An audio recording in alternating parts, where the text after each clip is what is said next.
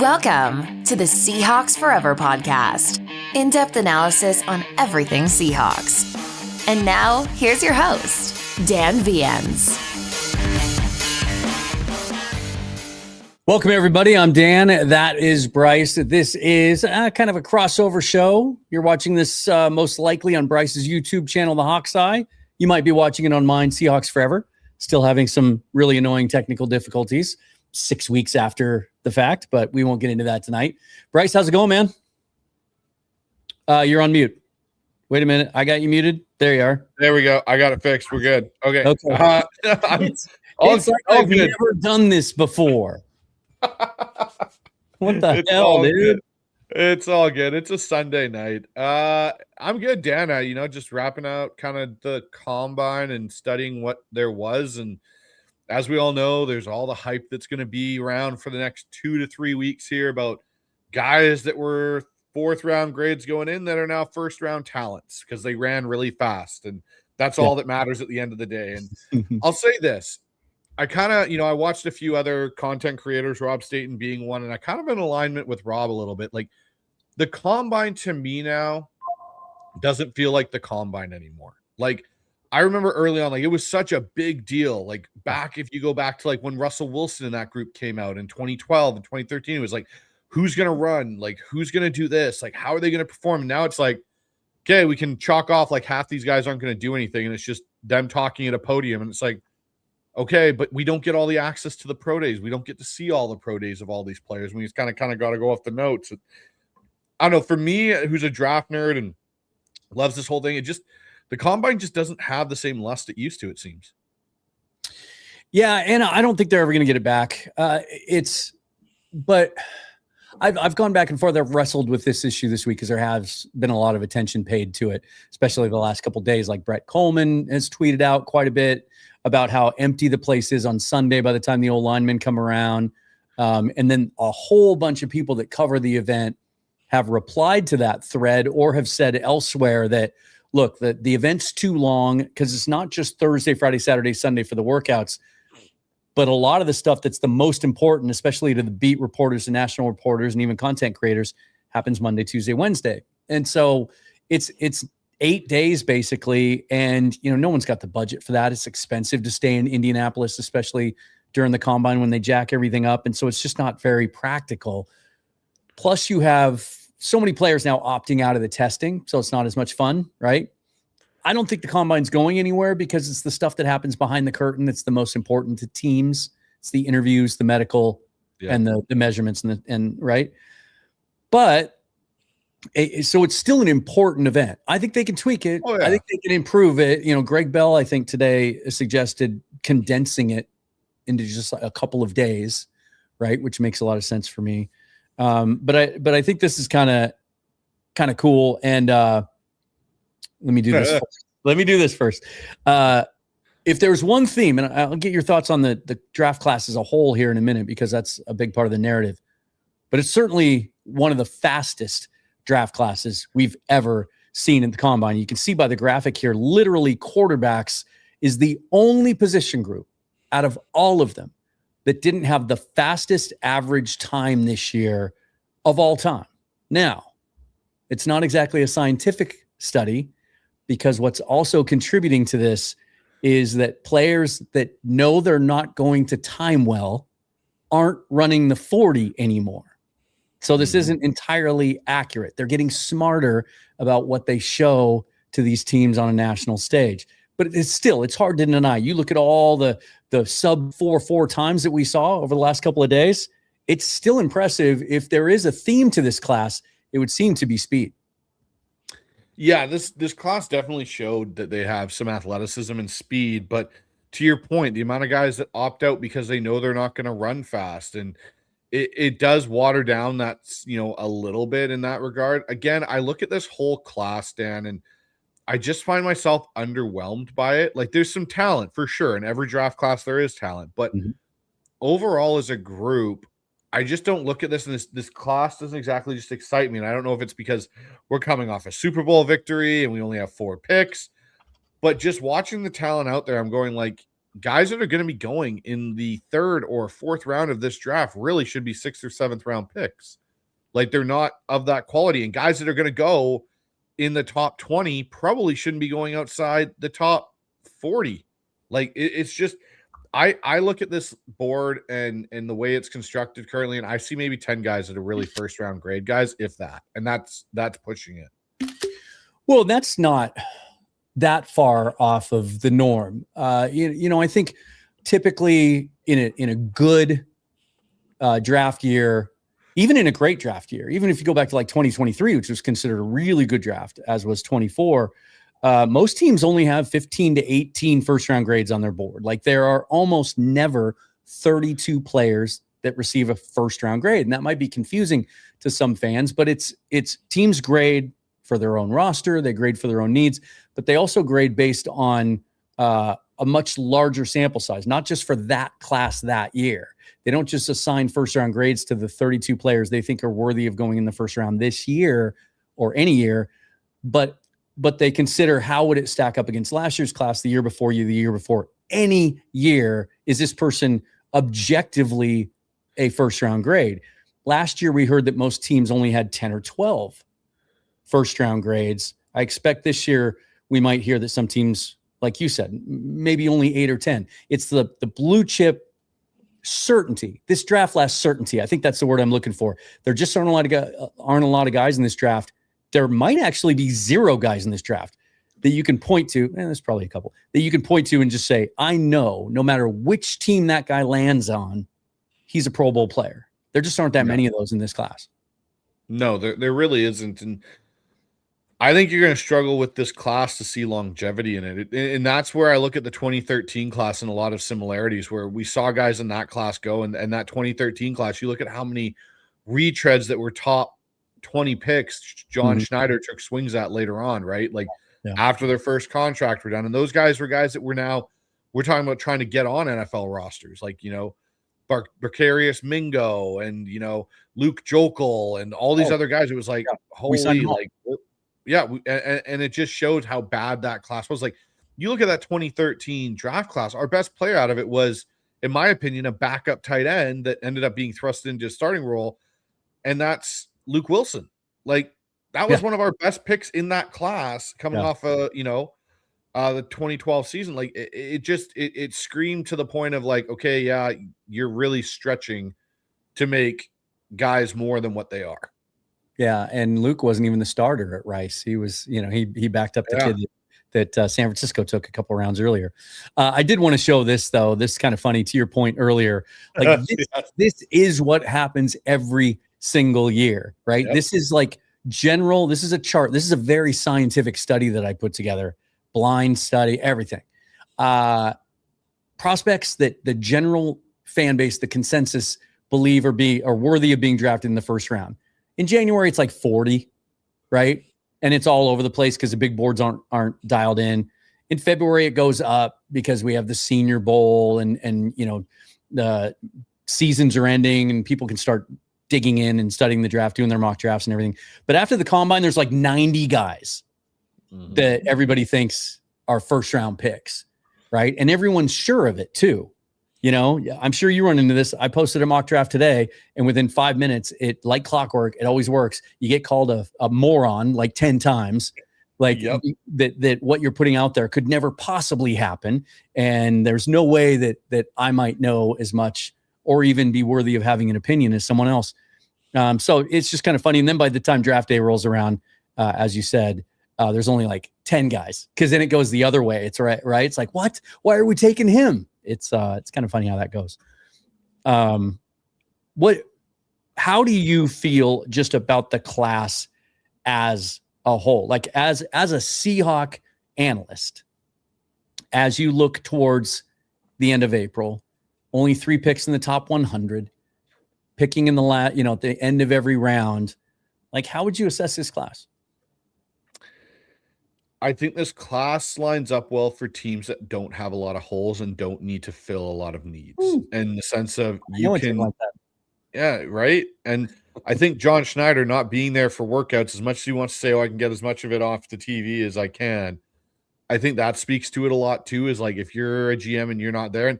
And this leads to what we've kind of had heard all of the start of last season looking into this class was, don't be surprised if Seattle doesn't have a lot of picks because this class isn't very good. And that's not to say the class doesn't have good players, and it's just as a whole, it's not a good class. And so I think this draft lines up for a team that can sit and go, yeah, you know what? 85 to 90% of our rosters already locked in.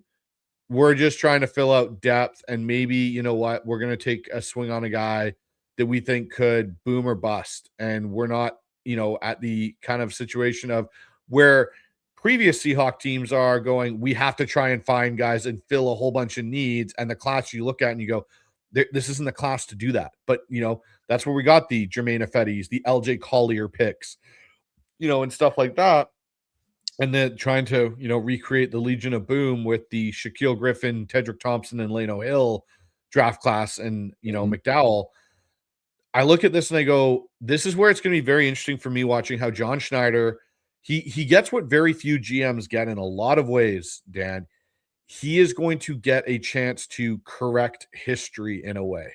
He's got basically an opportunity to redo this again and do it differently and maybe more effectively than he did with the LOB.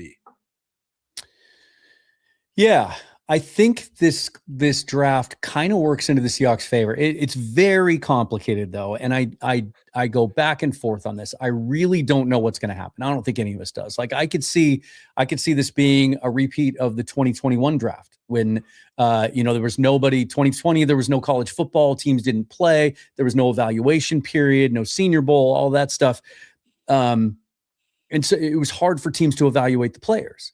And so John traded a bunch of his picks, right? He traded one for Gabe Jackson. He traded Carlos Dunlap, I think, was in that trade that year as well. Maybe I can't remember all the other guys, but they only had 3 picks that year, right? It was don't say the name, Dan. Don't do it. Don't do it. Trey Brown.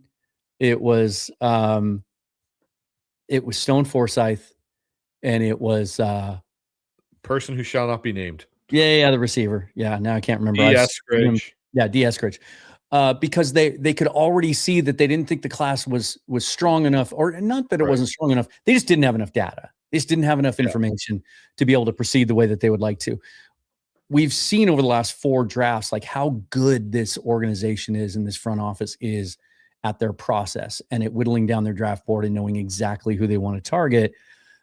And if they feel like this is a weaker class, I could see them trading picks for veterans. Obviously, everybody wants us to trade for Max Crosby. We'll see how that goes over the next couple of weeks. But there could be other little deals out there as well that might make some sense. It also feels like the kind of year where, okay, well, it's not as good a draft, so let's try to get as many picks as we can so we have a better chance to hit, right? And so we could see John Schneider kind of going back to 2016, 17, 18, 19 John Schneider and trading down multiple times and ending up with 7 or 8 picks. The problem in a weak draft is finding teams willing to come up and pay the freight to give you proper value for moving down. So I could see it going either way, but I think you make a great point. And this is why I think the Seahawks have an advantage over some teams going into this draft, because this isn't a bad group of players. First of all, I want everyone to stop saying that. I'm so tired of reading it. It's not a bad draft.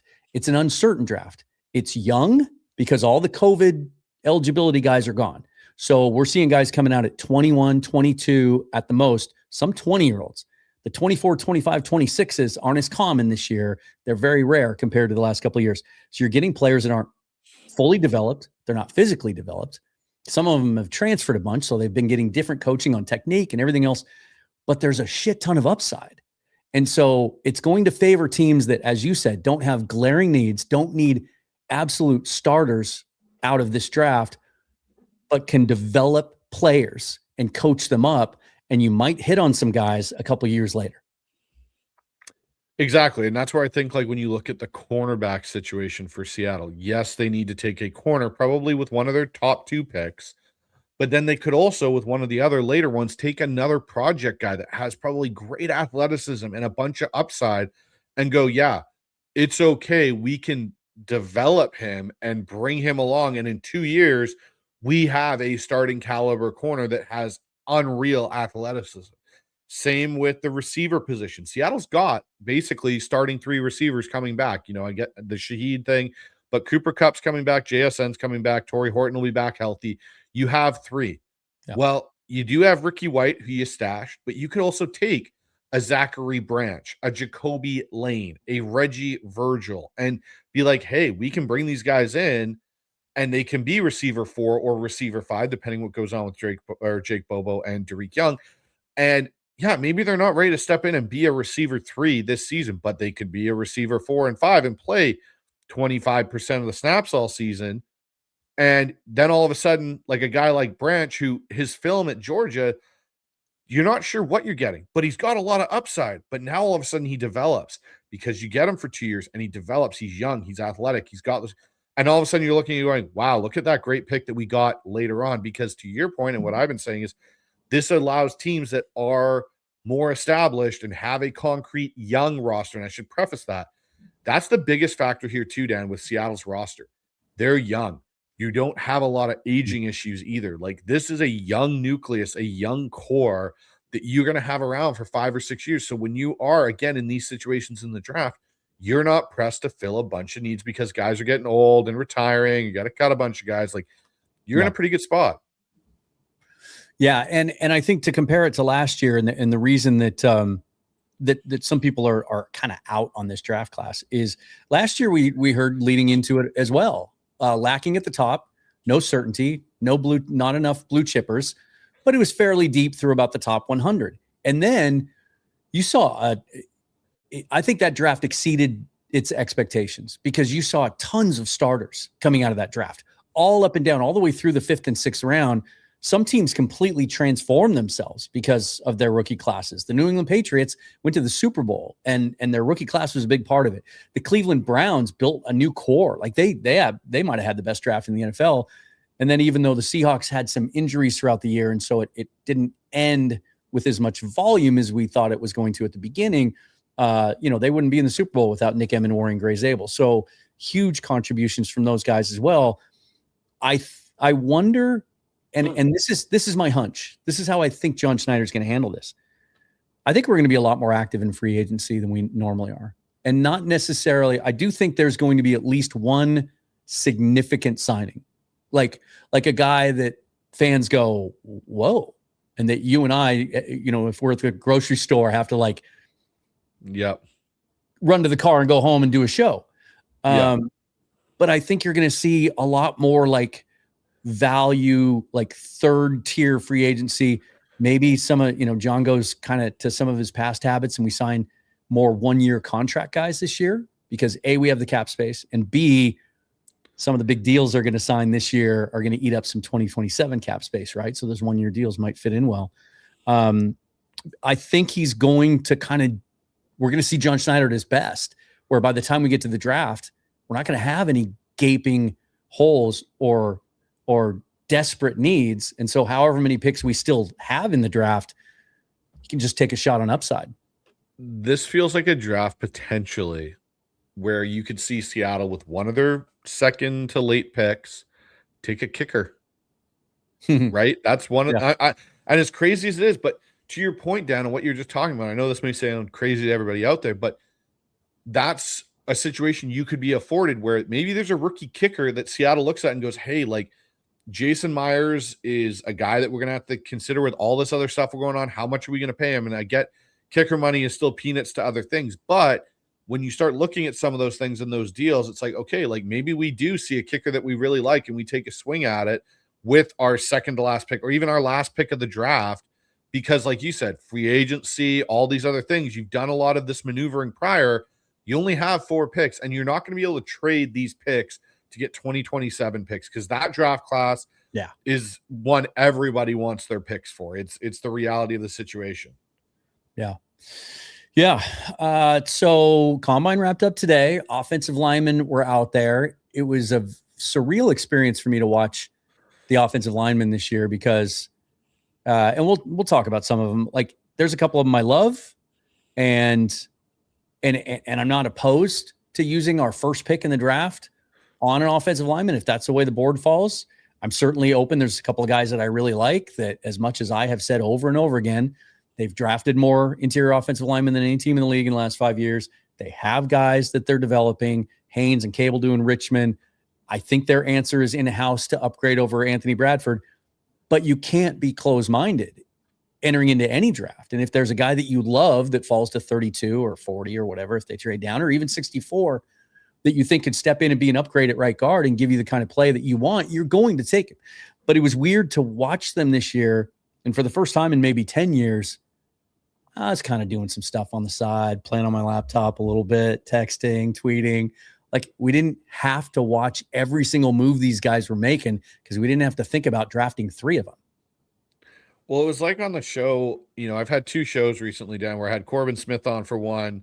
I had Curtis Allen on the other night, and we talked about the fact that, like, especially the Corbin one, like, Seattle doesn't have to go and stretch for an offensive lineman unless there is somebody there that you can. John Benton comes to you and Mike McDonald and John Schneider goes, bang on the table, I need that guy. You give me that guy. We have a top 3 offensive line in the NFL the day that we get him in the building. Okay, then there's a conversation to be had. But everything that I have heard is how much John Benton likes the 5 he has. It's a big reason why he stayed. He loves the youth. He loves the continuity. He really does love Anthony Bradford. But to the point of this, yes, Anthony Bradford is probably the weakest link on that offensive line. But I would say Anthony Bradford right now is an average guard in the NFL.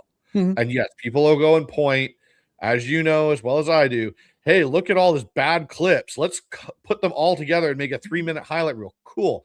Guess what? I could do that with every player in the NFL, and you can make do that with Bryce Coutts. Yeah, exactly.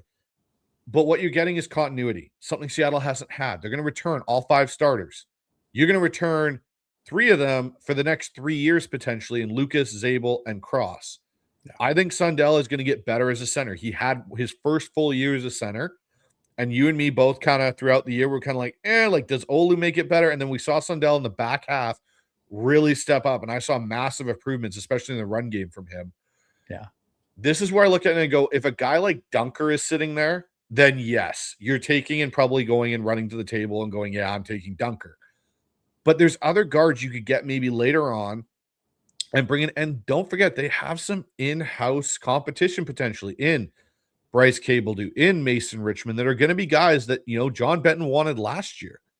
Yeah. And so they're going to be guys that are going to be a part of this competition going forward. So it's going to be very interesting. And you notice how I left Christian Haynes discussion, because I got a feeling Christian Haynes isn't going to be on the roster. I do too. I think he's going to be traded for a late pick. I think there's enough teams out there, especially on day 3, if they didn't get a guy that they like earlier in the draft, because it's a solid interior offensive line draft, ironically enough, that, especially if they're a zone-based team, where, maybe they throw us a conditional 6th, anything. Like, I agree with you. I think he's no longer in their plans. And we both agree that Bryce Coutts is the guy that physically looks like he's capable of taking that spot. And we saw some really good flashes from him last year. And that's another thing to keep in mind as we get into this. And what we're going to do, guys, is we each have drawn up a list of 12 players that really caught our eye at the combine that we really like and think would be fits for the Seahawks. But when the Seahawks if you could walk into their war room, which you're never going to be able to do, you would see their draft board, right? Where they have all of their prospects, and they usually whittle it down to, I've heard like 100, 120. Like it's one of the reasons that they've gotten so good at this the last 4 or 5 years is they shrunk their draft board down. They've just raised their standards. And they just have guys that they are willing to draft and guys that they aren't. And so they'll have them off to the side with their grades, right? And then they have their horizontal board of what rounds they have guys graded in. And then they have the league board where they follow along as the draft commences. Well, then they have their pro personnel board also in their own roster. And you hear John Schneider say, we grade for our own roster, right? So if they're thinking about taking a Kalen Rutledge in the 2nd round, or a Chase Basantis in the 2nd round, right? Or a Bo Stevens in the 3rd round. They're comparing that player not to the other guards that are available at that spot, but they're comparing him to Bryce Coutts. And if he's not better than Bryce Coutts, well, there's a safety we like, and he's got the same grade and we have a stronger need there, they're going to take the safety. They don't do these things in a vacuum. No, they don't. And that's the key thing. And I think that's what sometimes gets missed when people and fans look and go, why didn't you take that guy there? He was sitting right there in your lap. And you go, well, does he grade better, to your point, than the guy that we've already got in the building? And I think that's where it's going to be really interesting. And you stole two of the guys that I like in this O-line group outside of Dunker there, Dan, and what you were saying in Rutledge and in Besantis there. But it's one of those things where I think the best thing Seattle has done is two things. They gave the draft really back to John late in that Carroll era, really let him and his group get into it. And John went through that process of, how do we shrink this? How do we make this board more realistic to us and what we're going to be dealing with, rather than having this massive board where we get lost in it? Because you really can get lost, right? And get kind of chasing rabbit holes and being like, okay, we've lost sight of what the goal actually was coming into this draft. And I think that's the one thing Seattle's done so well. As much as having higher picks, which has been great, it's being them sticking to their board, and they're really sticking to the best player available situation for their roster. Yep. Shall we share our lists? Talk about some dudes? Sure. All right. So let's go to yours first. This is Bryce's draft watch list. He's got it divided into 4 positions of need. Right off the bat, there's a guy I want to talk to you about, because I have, over the last 3 or 4 years, especially the last 2 years, getting the opportunity to go to the Senior Bowl. Like, I've been watching prospect tape and doing mock drafts and writing for draft websites as far back as 2012. But I never really had a ton of confidence in my scouting eye, right? I didn't really care if I was wrong or not, because I'm not being paid to draft these players. But as I started doing this, and this became my full-time profession, it started to mean a little bit more to me. What I started to find, especially last year when I went to the Senior Bowl for the first time, is I kind of get quite a few things right. I mean, everybody misses, and I'll admit when I'm wrong on somebody. But I'll see somebody at the Senior Bowl. This happened again this year too, because we're so behind on scouting because the Seahawks had to go win the damn Super Bowl.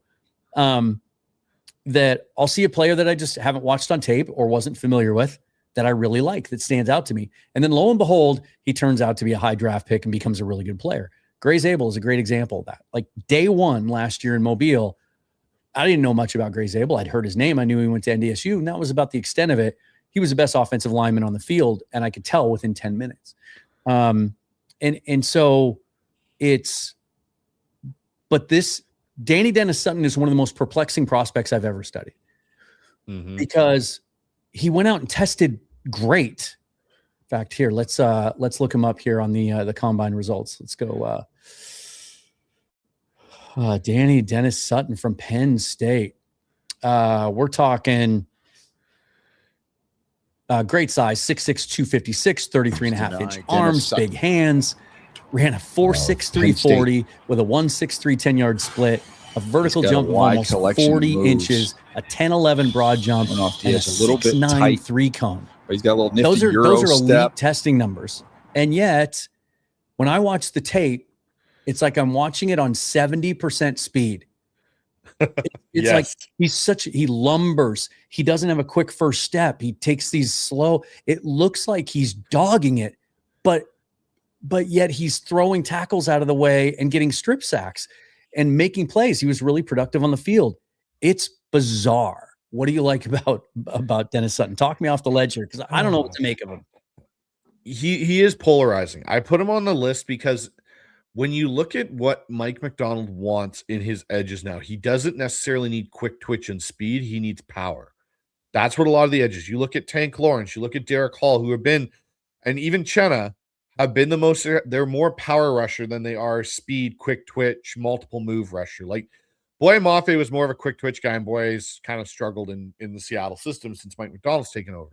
Yeah. What I'll say about Danny Dennis Sutton is he has that, but what you can, again, we were talking about, okay, this is one of those classes where you can take a guy and develop.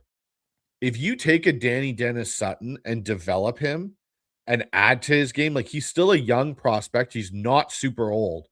But like you said, he's just chucking tackles and looks like he's going only at 70%. Yeah. I think he's one of those guys where he needs to fully, I don't want to say fully commit, but I think one thing Penn State didn't do well enough was really hone in on what he was great at. They kind of moved him around a bit on that defensive line, and they didn't really let him get into a groove. I think if he comes in and you say, hey, look, this is what we want you to do, this is what we expect you to do, you might see a better player. But I just look at his upside and his physical abilities, and I go, those are things you can't teach. You can't teach the size. You can't teach the speed. What you can do is teach technique and get it better and get that motor going a little bit. And I think that's, for me, where I look at him and why I have him a little bit in my, for me, above Zion Young, is I think there is more athleticism there than Zion Young. I like what I saw from Zion Young. You know that because we were at Senior Bowl. Yeah. These three guys were all three guys I raved about at Senior Bowl and loved, along with Derek Moore, who's just not on my list. But with Sutton, it's more of he has better athleticism than Zion Young, and I think could be a better long-term pro than Zion Young. Yeah, and Young we've talked about on this show before. We certainly talked about him in Mobile. Like, the power is enticing. He looks like a Seahawk, Mike McDonald edge. There's some character issues. He was just charged with a DUI. He got back in December, and there was another charge that went along with it. So that has to be answered. We know how the Seahawks can take guys off their board for things like that. But the power is pretty undeniable. He didn't test in Indy, though, and that was kind of a bummer because I think he was healthy, right? We saw him at the Senior Bowl. Yep. And he had a good week at the Senior Bowl, but he was one of those guys who went to every practice and even played in the game, and yet he ducks out of this. So I'll be looking forward to his pro day for sure. And then Gabe Backus is a guy that I just, the more I watch him, the more I fall in love with him. He's kind of dense, he's kind of compact, but and he's got that power too that Young has, but he's got some juice to him. He does. And you know who he reminds me of a lot? He reminds me of Derek Hall in a lot of ways, coming out in what he's capable of doing coming off the edge. And again, I think another guy that can really, again, be developed and you could hone him, but he's got a lot of the same builds and features that Derek Hall had. I think, though, he might be a better run down player than Derek Hall is at the start of his career. Derek Hall, we've seen, has kind of grown into that role, especially this year. You saw him really, I think, take a step in that area, which was something this offseason I know you and me and Brandon were talking about at training camp, where we said, hey, the difference between Boye Mafe and Derek Hall is Derek Hall might be the better pass rusher, but struggles in run sets. Boye Mafe is the better run defender, but needs to get home more. Throughout this year, I'd say Derek Hall took a step in the run game. However, with Jackus, I think he's a guy that you could plug in and he could play on rundowns for you and be effective in that role. You're talking about a guy, when I look at a lot of the things that you talk about, like some of his strengths, he's got a wrestling foundation. He's really good with his hand placement. That's one thing I really noticed at Senior Bowl stick out. Like, he can once he gets his hand and in that chest plate area, he can control where he wants to go with leverage. Like, he is so good. But to another point to you, Dan, is his motor. Like, he just goes and he doesn't stop until he hears the whistle. And even then, sometimes, he gets in trouble. The thing I think that might even bump him up Seattle's board is his flexibility. He can play with his hand in the dirt, but he can also play as a stand-up edge and drop a little bit in the coverage, which, again, as we know with Mike McDonald, likes to have that versatility. So he's a guy for me that is slowly edging up. Like, if I could redo this list, it would probably be Sutton, Jackus, and then Young. And then running backs, every single day at the combine, Ian Rappaport came on and basically told us all that Ken Walker wasn't going to be a Seahawk anymore. Brady Henderson came on my show on Thursday, said he thinks it's less than 50% chance that Walker comes back, that his market is simply going to exceed what the Seahawks are willing to pay for a running back that has had some durability issues. And so we're looking hard at this class. And from the beginning of the process, most of the conversation I've seen, and certainly my opinion about the draft, and I know we all agree because we talked about it a lot in Mobile, is it's a solid and deep running back class. There's some people I've heard lately, though, that don't think so. But I disagree. I think there's starters all the way through. Potentially, you can get starters in the 4th and 5th round. But these are three guys, and I know we're going to have some carryover on a couple of these guys. What do you like the most about these three guys? And are in your opinion, are all three of them guys capable of coming in as a rookie and playing starter snaps? Oh, 100%. All three guys, in my opinion, you could line up and say day one, you're the starting running back in the tandem, and we're going to give you the ball 15 times a game. The thing I like about all three of these guys is, to me, they're a little bit of Walker and a little bit of Charbonnet mixed. You get a little, like with Kaytron Allen, he's got some speed to him, but he's also got the power. And I think that's the one thing. If my guess is Ken Walker's not back, Zach Charbonnet's not back till October, let's say, depending on how his knee recovery goes. I think it's going to be December, man. It's already March, and he just had surgery. Yeah, so we're talking about a guy that's not going to be there till a mid to late season. Kenny McIntosh, I know there's a lot of people that are, I can't wait to see Kenny's coming off now 2 ACL injuries and knee injuries in his career. He wasn't known as a speed guy early on. George Chalani, yes, he played the number 2 role in the playoffs. He played it okay. I wouldn't say he knocked it out of the park in any stretch. And then it's Jacardier Wright and Cam Akers and Velus Jones are on their futures deals. Like, you kind of got this weird collection in this room of guys. And so when I look at the Mike Washington Juniors, the Jonah Coleman, who's been a guy, I've been high on from the beginning, and Kaytron Allen, I look at guys that can do it all. Yes, they're not maybe exceptional in one trait, but they're good enough in all of them that they come in and are factors in a wide zone scheme. And the one thing I like about all of them in this wide zone offense is they can all put their foot in the ground and get north-south and run somebody over. They can all catch out of the backfield a little bit. They can get effective, and run 40 yards. And I've seen all three of them do it at different points in their career. And they're all backs that are big. They're not tiny. We're not talking about guys that are sub, 205 pounds. We're talking Jonah Coleman's 220 pounds. We're talking 223 for Mike Washington. For Kaytron Allen here, hold on, I've got it here somewhere. We're talking of another back that is just over 215 pounds. Yeah. Right? Like, we're not talking about small running backs. We're talking about guys that are big, powerful guys that can really affect the ground game. And this is where, for me, like, if I had to rank them, and I think, the talk about David Montgomery being a trade asset for Seattle as a guy they may look at trying to trade for, you listen to read Jeremy Fowler's piece, I think I would take Jonah Coleman because he's younger and he gives you the exact same skill set as Montgomery. And you're going to get him on a, that's a 4-year deal. Yeah. And that's who I think he is. Like, Jonah Coleman, like, watching him at UW, I've watched him live. I've watched him for the last couple seasons. He has great contact balance. He's a guy that finishes runs. He can run between the tackles. He's got enough of a burst to get you, those 20-plus yard runs. And he's got soft hands. He can catch out of the backfield. He's a guy I really like. Yeah, and it didn't surprise me that he didn't run, because he's probably a 4.6 guy, and it wouldn't have helped him. We'll see. If I'm Jonah Coleman, I'm not running at my pro day even. It's just irrelevant. Like, it's not part of his game. He's got enough burst to get through a hole. He doesn't need to run a 4.3, right? Not everybody does.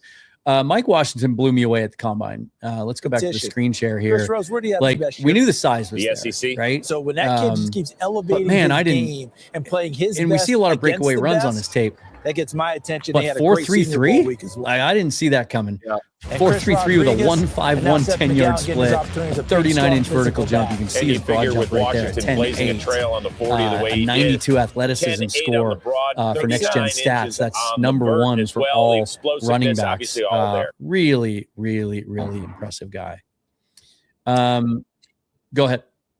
Well, I was just going to say, like, for me, all three of these guys I could all see being Seahawk picks early. And that's the thing I think you might see from Seattle. You might see Seattle with their second highest pick take a running back, because I personally, like, I watched your show with Brady and everything that I was hearing, and even talking to people that I know that are reliable sources, it's becoming more and more clear that likelihood is it's not that Seattle doesn't want Ken Walker back.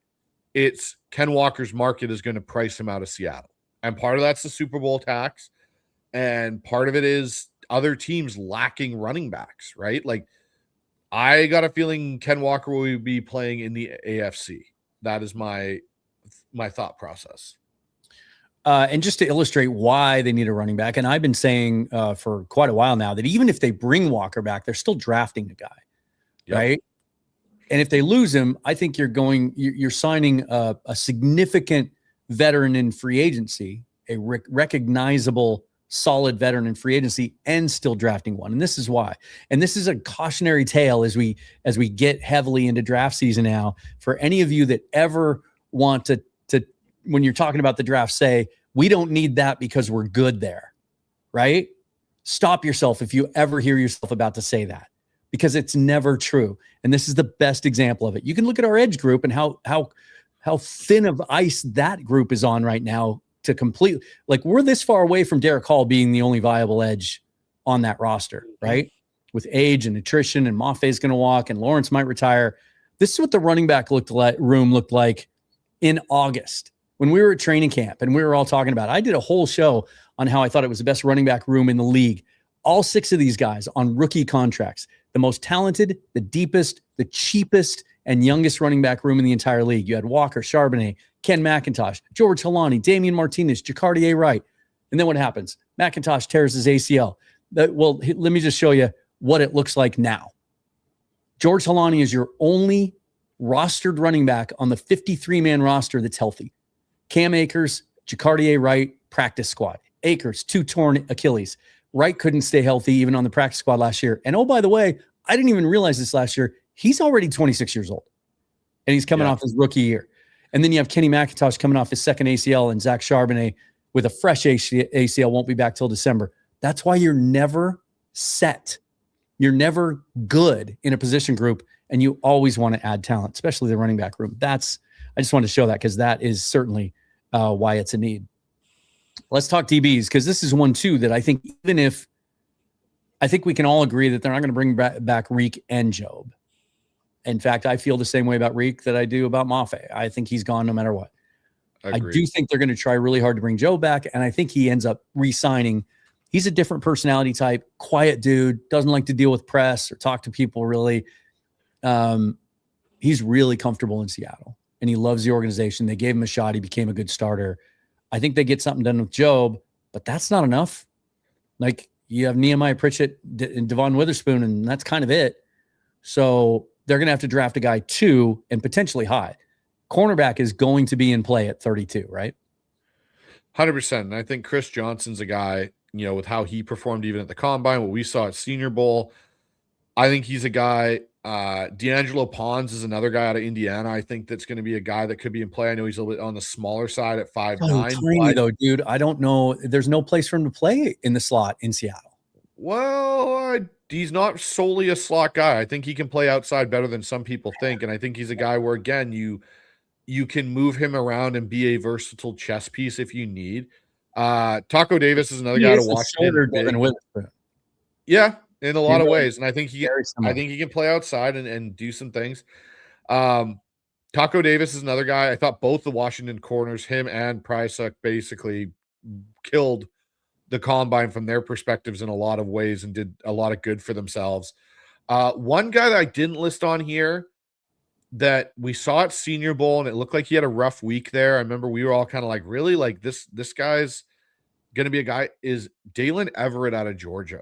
Yeah, I think he's a guy that when I watched him at Senior Bowl, I was like, man, like, this is a rough week for you. And then now I've gone back and watched a lot of film on him, watched him, play, and I'm like, yeah, I think he fits the system. He's 6'1". He's just short of 200 pounds. He'll come down and tackle. He'll do a lot of those things. He's a guy that I would have added to this list, but he's a guy that I think Seattle could be very intrigued by. Another guy that I would add to this list at the cornerback position that I think, we talked about him. Again, Chandler Rivers out of Duke was a guy I really liked at the Senior Bowl. But the other guy, where is he here? He was on my list. Oh, boy. Now I got to find him. Yeah, Johnson. Johnson's one of those guys that I liked him going into the Senior Bowl. He didn't have a great week in Mobile. He didn't have a bad week. He just didn't do anything to really stand out. He was learning to play press. Like they just didn't ask him to do that at San Diego State.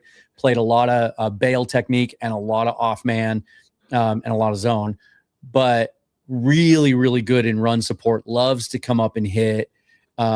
good technique. I thought his mirroring was really nice down in Mobile.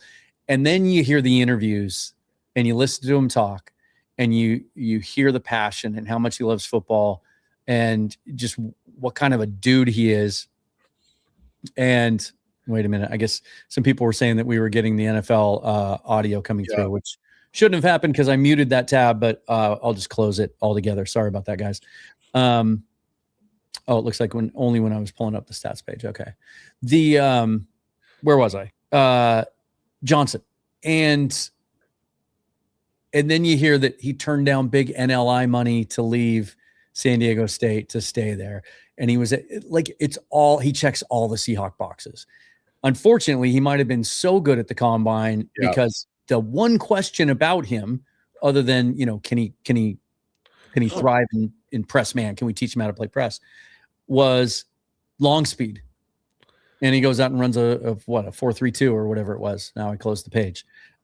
Just blew everybody away with his long speed. That was unexpected. Yeah, no, that was the thing I think that's going to make him a lot more money and make him move up that draft board that much more. Doesn't think he makes it to 32 now.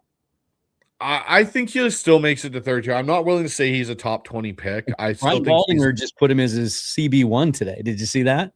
No, I didn't see that. He put up his little handwritten whiteboard with his prospect rankings, and he had Johnson #1, which I think called him out on that, but this is where I think it goes back to your scientific graph there, Dan, where he's now sitting in that 87, and then as we get closer, he'll drop. Right. He'll drop down. And I think it's because, again, this is where people get enamored very quickly with what they do number-wise at the combine. Yeah. And then you'll go back and watch some of these guys that maybe didn't test as well, but you'll go watch their film and be like, oh, yeah, that's why that guy's above Chris Johnson. Or though that's why that guy's like a good point of that would be a Dalen Everett would be a guy where I'd look at it and be like, yeah, there's a reason Dalen Everett could be above Chris Johnson. Another guy that I didn't mention that I think had a rough Senior Bowl, rough combine, didn't test well, but his tape's actually really good, is Julian Neal out of Arkansas. I have an idea about him. He was a guy that I liked early in the process because of his size, his length, his press ability, everything about him, ball skills, production. And then he didn't do anything in Mobile. Didn't look very good at all down there. And then he tested bad. He had a bad day. Yeah. He lost himself some money. And I was watching it thinking, man, if ever a corner looked like a safety convert to me, like Kobe Bryant did, right? He's got the size for it. He loves to come up and hit. He's physical enough. He's got the long arms and he's got some of the corner instincts. He just doesn't have the long speed. And then like 10 minutes later, Charles Davis goes, I wonder if he could be a safety. It was another one of those moments where I was like, I'm not so stupid after all. But yeah, I was really disappointed. He had a day to kind of forget. When we look at this chart again, sometimes guys go in and then they come back out too. Like when we were in Mobile, we all fell in love with Jennings Dunker and thought, well, he's not making it to 32. And then between then and yesterday, everybody forgot about him. And he wasn't being mocked in any first rounds. Yep. He's in like the 50s and 60s on everybody's big board. And now after today, it sounds like he's back in the first round again. So yeah, I think he's going to be a guy that's going to, bounce. Another guy that I like that, could fall to 32, maybe. Like, again, we're not going to see, I think, a bunch of corners go in the first round. I just don't see it because a lot of teams don't necessarily have corner as a massive need on their board. Colton Hood's another guy that I'm still intrigued by as a guy that could maybe potentially fall and be around in that range again for Seattle. Yep. I liked him at Senior Bowl. I think he fits what Seattle wants. He's 6 foot, 193. He's aggressive. He'll come tackle. He's a guy that I'll be interested of.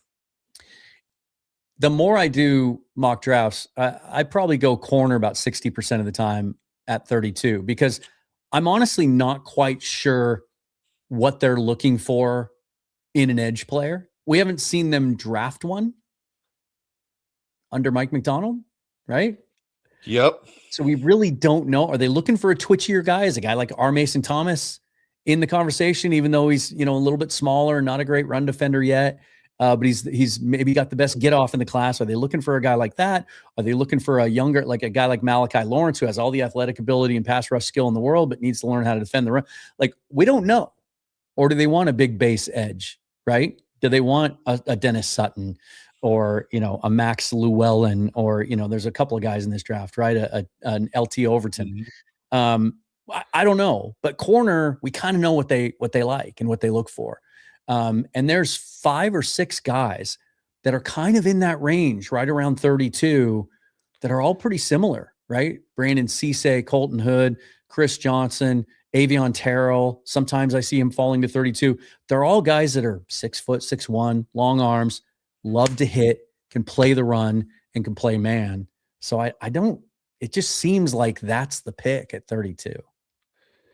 Yeah, I think what I think will determine that first round pick is if Seattle ends up, to be honest with you, it'll depend on 2 dominoes. What happens with DeMarcus Lawrence, and does Max Crosby become a Seattle Seahawk?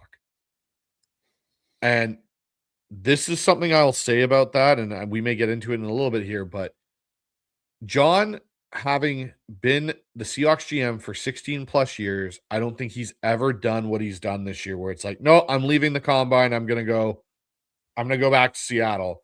Right. I think there is something to what Albert Breer said, where he name dropped New England and Seattle as 2 teams that are very interested in Crosby.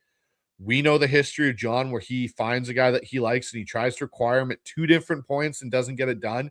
Mm-hmm. He will try a third. I think there is a very high possibility that maybe Max Crosby, and I know a lot of people sit here and go, we don't have the capital to get him. I don't think the Raiders are going to get the capital they want for him, because I just don't think it's there for them to get that. They can say they want 2 first-round picks, and the same thing Micah Parsons got, but I don't know if the Raiders are going to hold true to that, because I think for the Raiders, it's a different situation than it was for the Cowboys and the Packers. The Cowboys are in a better place, even at the point of making that trade, than the Raiders are currently on their roster. The Raiders need draft picks. They need capital. They need those things. I just look at it and I go, once we know what's going on with Tank, and once we know what's going on, and they could get Tank back and still have Max. That's not that those 2 moves do not exclude the other. Yeah.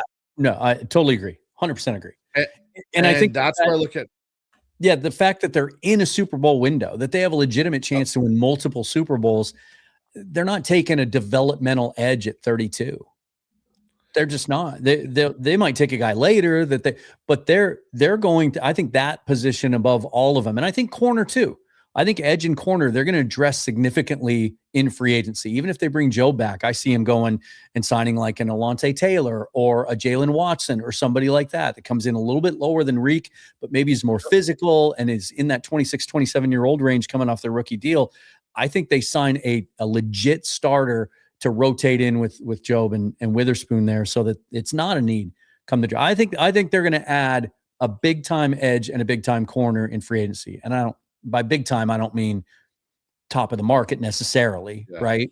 But someone significant, legitimate, that can step right in and start, that we all feel good about. Let's talk about wide receiver. Yeah, so this is one of the ones I think is a sneaky need for Seattle, because Cooper Kupp may have 1 more year left. We don't know. But he's a guy, Torrey Horton has to stay healthy. And then you got JSN, who's going to be on his big deal. And we don't know what's going to happen with Shaheed. We don't know if we're going to get him back. I think they may want to, and I think they're working to do that. But there's one thing that stands out with me about Shaheed, the more I dug into the season of acquiring him and everything. Shaheed made more of an impact as a returner than he really did, I think, on offense, or to what we thought he did on offense. Like, he didn't contribute much offensively. There were a couple things here and there, but overall, he didn't have the impact I think we all thought he would, even as the season progressed. Cooper Kupp got more involved in the offense before Shaheed really did. And I know people go, oh, well, his burner speed was taking the top. Yeah, it did a little bit, but we never hit on it consistently enough, I think, to scare teams. I think if Torrey Horton's back healthy, Torrey Horton is a better receiver than Shaheed. And I think we saw that as he progressed throughout the season. That Washington game, he was starting to come into his own. And I had conversations, I know, with you and with Brandon stuff, where I was going like, if Horton keeps on this pace, does he not supplant Kupp as the number 2? And Kupp only comes down in on certain package situations, because that's where Horton was going. And so when I look at the receivers, I look at like, can we get a guy in here that's going to give us, again, something a little bit different. And Zachariah Branch to me is a guy, he's 5'9". I get it. He's not huge. He's not going to, blow you away with the size, but he kind of gives Seattle something I don't think they really have, which is a slot guy that can take the top off. Like, we're talking about a guy that's going to run sub 4.4 speed, and he can just go. Like, it's not like a long buildup. Like, he's quick, he's twitchy, he can do the jet sweeps, he can do some of those things. And I think with Brian Fleury, that's something we may see more of in this offense this year, is more of the jet sweeps, more of those motion things than we did last year. He was there when they had Debo, and we're doing all those things with Debo. Right. Exactly. And that's where I think when he made the comment of there's stuff that, Clint didn't do that we're going to do that he maybe wasn't comfortable enough to call. Like, I think that's part of what this offense will evolve to, is how we get the ball on some of those kind of things. So Branch is a guy for me. I like Jacoby Lane out of USC. I know everyone talks about Lemon and his, playmaking ability. I like what I saw out of Lane. I think he's a guy that can play, X for you and be a bigger type receiver. We're talking about a guy that's 6'4", 200. We watched him at Senior Bowl. He started to get better as that week went on, from day one to the end of it, where he was starting to make some serious plays, and he can block really well. And then the other one is Virgil out of Texas Tech, another bigger guy, 6'3", 187. He's a guy that, he's tall. He's a fast receiver. He's going to be a guy that you can use to get over the top and get some. He's kind of like a Torrey Horton in a way, but I think he's a little bit bigger body-wise. So I think that gives him. But those are three guys that I'm just kind of interested in, because, again, I think the Seahawks will address receiver in the draft, but they won't address it with a high pick. Yeah, receiver's one of those positions you take every year, for special teams purposes, and guys get hurt or whatever. And like you said, even if they bring Shaheed back, I think it makes sense to add another guy this year, because I do think 2026 is the last year we're going to see Cooper Kupp in a Seahawks uniform. It wouldn't even surprise me if at some point during the season he kind of announces it's probably not his style. He likes to keep things kind of close to the vest. And then Horton, I just, as much as I love him, I cannot trust him physically, like, to get through 17 games. And so it's funny, you were looking at bigger guys, except for Branch. But as I was looking at this wide receiver group, I was kind of looking at Shaheed type players, and there's a bunch of them in this group. I got a couple of them on my list, but like Brennan Thompson, Deion Burks, Branch, who's Kevin another Coleman, Kevin Coleman, Caden Wetjen, smaller guys that are really, really quick. And some of those guys have return ability. And then there's another guy that's going to be on my list too. So let's go to that. I didn't go by position, but I kind of did. I started with corners too. So I got Chris Johnson as well. Talked about him, Cisse, Hood. They're all very similar in their profiles, although Cisse and Hood have played a lot more man, or at least press man, but they all can come up and defend the run. Like, no one's ever going to accuse them of being Reek Woolen when it comes to that. So don't need to talk about those guys again. Bud Clark, safety out of TCU, that we saw down in Mobile, and he just makes plays. He makes a ton of plays, and then he gets to the combine, and he goes 4.41 with a 1.56 split, a 38-inch vertical, 6'1", 188. Just a really solid, just playmaker guy who's always around the ball. A lot of fans might not think inside linebacker is a need, but A, we haven't even mentioned this term yet. Best player available, right? John's always going to do that. B, you just never know what's going to happen. C, I'll tell you someone else on our roster who might be a sneaky trade candidate is Tyrese Knight. I don't know, with this inside linebacker class, maybe there won't be any demand for him. It's been a long time since we've been able to say that we have a good inside linebacker class in a draft, but this one really is. There's some guys that are going to go in the top 10, and it's going to drive some traditionalists crazy because positional value and all of that. But Anthony Hill Jr. out of Texas is a guy that's projected to go in the early to mid second round. He's an athletic freak. He's tall, he's long. And what I like about him is, I'll pull up his numbers here in a minute, but he's a former safety, right? I always love those safeties that become off-ball linebackers. Like, they just have those instincts. He's 6'2", 238, with 32.5-inch arms, and he ran a 4.51 with a 1.58 split, a 37-inch vertical, and a 10.5 broad jump. And he did 21 reps at 225 on the bench press too. Like, he's a guy that just seems like a Mike Macdonald player, because you would almost have two Nick Emmanwaries on the field at the same time. Like, he could play weak side linebacker. He could play on the edge and get after the quarterback, and he can cover with his safety background. So really like him. And then this is like my Seabiscuit on my list. Owen Heineke. I was not familiar with your game before the combine. And when I watched him work out, I thought, he's kind of small, but and his numbers he didn't blow the combine away. 4.62, 34.5-inch vert. But first of all, the size was deceiving. He's 6'1.5", 227, same weight as Drake Thomas, and he's 2 inches taller. Dan, I was going to say, this linebacker group that you're bringing up and why this is such an interesting topic is Drake Thomas. He is a guy that, what do you do contractually with him, right? Like, you got to think, like, realistically, Tyrese Knight, Ernest Jones are under contract. Drake is a restricted, I think, or exclusive rights free agent. Yeah. So, again, this makes it interesting. What do you do with Drake Thomas? And then you've got Chris Paul, who we did pick up last year, that I believe they brought back on a futures contract. So both these linebackers you're talking about, I think, fit what Mike Macdonald wants and could start at some point in their Seahawks career.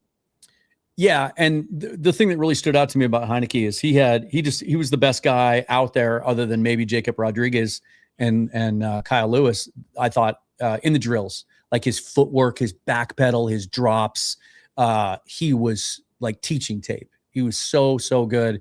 And then you watch the tape and you read the profiles. He's just a junkyard dog, similar to Drake Thomas, right? Just high motor, sideline to sideline, in on every play.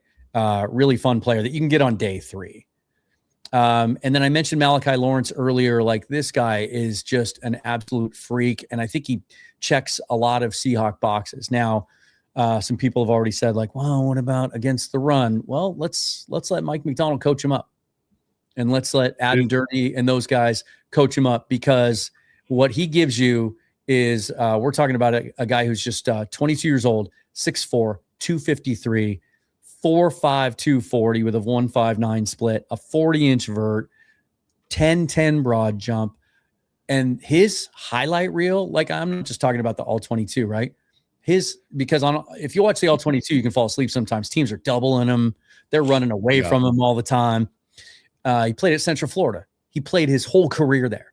He passed up NLI money, stayed at Central Florida to be there when he could have gone to the SEC and made a big bag. And some of his highlight reel stuff looks like Adam Sandler in The Waterboy, where he's just tossing tackles out of the way, strip sacking quarterbacks from behind, really high level stuff, and someone that I bet they would just love to get their hands on. So it's really interesting. Go ahead. Eve Victor, one of the moderators from my chat on the Hawk side, put a comment in here and goes, I will tell you all in the chat, Bryce and Dan, something. Malachi Lawrence Malachi is my cousin. Yes, he really is. He's going to be good wherever he goes, and his character is great. Nice. And then I've got kind of the anti-Malachi Lawrence at edge in Mason Rieger, a guy that you might be able to get with that 6th round pick, right? He's like, look, he's like the typical day 3 edge player. Like, let's not beat around the bush. Like, he's a big, tall, white guy from Wisconsin, right? But I thought he moved really well. He's 6'5", 251 with 33-inch arms, 4.78 in the 40, 40-inch vertical. And then you turn the tape on, and he kind of reminds me of Jack Sawyer. Like, just relentless motor, really good technique, setting the edge in the run game.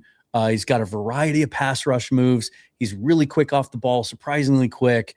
He's got a really cool combination of power and speed, and he just never quits. He is hustle all the way through. He's a guy that I would love to have on day 3. A couple of running backs. We talked about Mike Washington already. Seth McGowan's a guy that I was really impressed with in Mobile, because he ran so damn hard. And I think actually he and Mike Washington were at like New Mexico State together, I think. And then they both transferred. McGowan went to Kentucky and Washington went to Arkansas. Imagine that team. But McGowan is a guy that I think you can get in the 5th or 6th round, but he could become a starter. Let me just pull his numbers up here real quick because he tested better than I thought he would based on what I saw in Mobile. I just thought he was a guy that ran really hard. Like he kind of reminded me of, remember Evan Null a couple of years ago out of Northwestern, went to the Senior Bowl and just like broke helmets. He wasn't that extreme, but where are you, Seth McGowan? There you are. He's 6', 223, really good size. It's kind of how the Seahawks have liked him. They've typically liked their running backs in that 5'10 to 215 range, kind of in there. But ran a 4.49 with a 1.6 split and a 42.5-inch vertical. Like his explosive numbers are really good. 4.5 second, 20-yard shuttle as well. Really liked him. And then for receivers, I was solely focused on guys that, not solely, but I was really looking for guys that like, I've already emotionally prepared myself for the fact that Shaheed's leaving. I was so locked in on the fact that he was coming back no matter what, but maybe it's not so certain. And if he does get away, like I'm excited about an offseason with him. You talked about how he wasn't as good as a receiver, but I would love for Sam and you know, that offensive staff to get him for an entire OTAs and an offseason to build that chemistry. But if they do lose him, like finding another complement to JSN, we always want to find the big receivers. But in this offense, like going back all the way to the 49ers, they didn't have big receivers. The Rams, when they won the Super Bowl, didn't have big receiver. We've talked about this a lot on the show. The 49ers don't have a big receiver. Like it's those 5'10", 5'11", 6-foot guys. It's Cooper Kupp. It's Robert Woods. It's Puka Nacua, right? And so I was looking for some of those guys with juice. And to me, and I take this guy at 32 in mocks a lot. That seems to be kind of the range where he belongs. But to me, KC Concepcion, his comp is Rashid Shaheed. Yep. He's sorry, I'm a little slow getting these numbers up again. My this window just wants to drag a little bit because, you know, tech just hates me these days. But KC Concepcion transferred to Texas A&M. He was first time he ever touched the ball as a punt returner for the Aggies, took it back for a touchdown. 6 foot, 196. He looks smaller on the field, but he's a legit 6 foot. And just he had the bet. They don't have his numbers up here. He had the best gauntlet of anyone of the wide receiver group. Ran straight down the line, really soft hands, great body control, can return kicks. It looks like he needs development as a route runner. Most of these small receivers coming out of college do because they mostly just ran a bunch of slants and bubble screens. But really, really like him. He's projected to be a first-round pick. And if they don't bring Shaheed back, I think he makes a lot of sense. And then Jeremy Bernard, who opted out at the last minute of the Senior Bowl, we were all kind of bummed. I know Brandon Kane was really bummed that he did that. But he looked every bit the part. We know that Seahawks love their Alabama guys, their SEC guys. He's more of that kind of, well, I'll put it this way, 6'1", 206, 4.48 40, decent testing numbers, but he just looked really smooth, looked really natural as a route runner and his movement skills. And then Daniel Jeremiah put his comp up on the screen. Do you remember what his comp was? Did you see what his comp was from DJ? No, I didn't see what his comp was. Some guy named Jackson Smith-Njigba. Oh, geez. Can play inside, can play outside. And you're probably getting him in the 3rd round with they're even showing it on JSN 6 foot and 5/8. Jeremy Bernard 6'1" and a quarter, 206. JSN was 196. JSN ran a 4.52. Bernard ran a 4.49. They both broad jumped 10.5. I thought that was kind of interesting. One receiver I forgot to mention that was a guy I loved at Senior Bowl that fits exactly what you're talking about, that smaller, shiftier guy that can just get open. And I don't know how he did it, Dan, but he was always open at Senior Bowl. Like, it didn't matter the corner he went against. And I know I pointed him out a few times too, but he doesn't go to a big school that everyone's going to talk a whole lot about for knowing receivers. And that's Cyrus Allen out of Cincinnati. And he's that 5'11", 180, 190 guy, but he just gets open. Watching him run some of the routes, and he went against a Colton Hood, and he went against some of the bigger corners that were Chris Johnson, and he would just get open. And he's one of those guys that, again, if we lose Shaheed, he's a guy that I could see them potentially looking at. Was he a snub for the Senior Bowl? He's not listed. He was on the Senior Bowl roster. I mean, not the Senior Bowl, the Combine. The Combine? Interesting. Maybe. A couple other guys that really caught my eye. Skylar Bell from Connecticut, I thought was really good. Another guy that he's built the same way as JSN, 6 foot, 192, ran a 4.4, was really, really smooth. All the explosive testing was good and incredibly productive at Connecticut. Like just a ton of games, ton of experience, ton of productivity. There's a bunch of guys I like. I wasn't blown away by the defensive tackle group, mostly because none of them worked out. Most of them didn't work out. And the guys I did like were smaller guys. I thought Zane Durant had a good combine, but he's a smaller 3-tech. His arms, they're short. Yeah. The kid from Oklahoma too, Halston, who we saw at Senior Bowl, he's got some juice. He's fun, but he's an undersized 3-tech too. I don't know if that's a fit. Do you know who surprised me and who I kind of went and was like, I think he got overhyped at Senior Bowl a little bit too much? Hunter from Texas Tech. Do you remember? Oh yeah, Lee Hunter. Lee Hunter. Who I saw some big website today mock to the Seahawks at 32. I thought that was ridiculous. Yeah, he got a lot of hype. Yeah, he got a lot of hype. Now it sounds like I wasn't impressed. Now it sounds like he's a 2nd or 3rd round pick. Yeah. I didn't think Malachi Fields had as good a combine as I was hoping to see, but I still how he did it at Senior Bowl, I was expecting more. Yeah. But yeah, a bunch of the tackles I wanted to see, Dominique Orange didn't show up. Kristen Miller didn't test. Caleb Banks didn't do a lot of his stuff. Peter Woods, he's going to go in the top 15. Well, maybe he won't now. Peter Woods showed up like 15 pounds lighter than people are used to him being, and was one of the disappointments of the Senior Bowl. Darrell Jackson did some of the drills and looked like he weighed. Like he's such an athletic freak. Yeah. I don't need to see him run any drills. Like 355 pounds or 335 pounds and moves like a tight end. He does. He moves really well. And I'll say this. How nice is it knowing that we don't have to stress about tight end this year as a position we need to draft? It is a bad looking class. And if they hadn't taken Elijah Royal last year, we'd be sitting here going, okay, Eric Saubert, Nick Callerup, and AJ Barn are like, we need to add somebody. That now it's like, no, we're okay. Like, yes, Elijah Royal, by some people's standard, considering where he was drafted, may have disappointed. I was always under the idea with him that he was going to be a 2-year kind of, we'll see the jump in year 2. I also think Brian Fleury will, again, tight end background, you will see, I think, a jump from Elijah Royal. It was nice not to have to pay close attention to that group. It was nice to not have to care about the quarterbacks at all.